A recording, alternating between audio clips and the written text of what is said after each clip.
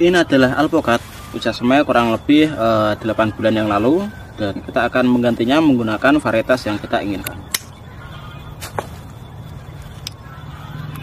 Cara yang saya ajarkan adalah selalu cara yang termudah untuk Anda lakukan di rumah. Pertama, kita iris sedikit di bagian rootstock, kemudian sayatan ke bawah.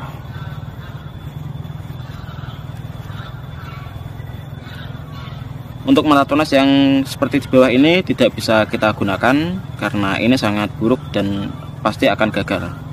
Kita menggunakan mata tunas mulai dari bawah ini ya sampai ke ujung. Setelah itu kita masukkan ke rootstock. Kita harus memastikan bahwa irisan kita adalah irisan yang sempurna dan tempelan adalah tempelan antara rootstock dengan tempelan entres itu sangat baik atau bertempelan. Kita akan wrappingnya menggunakan parafilm dari rootstock sampai ke batang entres. Untuk luka, pastikan lukanya sudah tertutup rapat.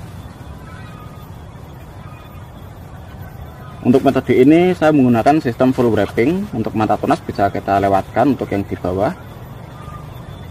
Kita wrapping dari bawah sampai ke atas.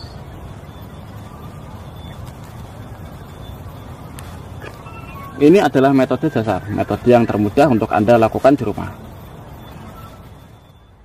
Ini adalah tampilan ketika kita memasuki usia 16 hari. Mata tunas yang di atas sudah menembus parafilm. Dan sekarang kita memasuki usia ke 20 hari. Daun sudah mulai sedikit melebar. Langkah selanjutnya adalah kita memberikan insektisida dan fungisida dengan takaran yang sangat sedikit.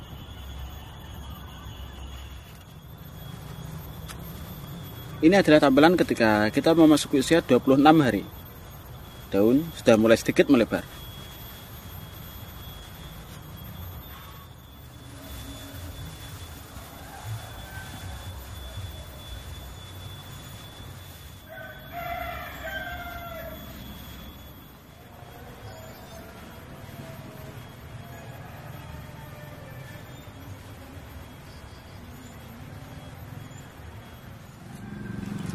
Percabangan baru sudah muncul ketika kita memasuki usia 45 hari.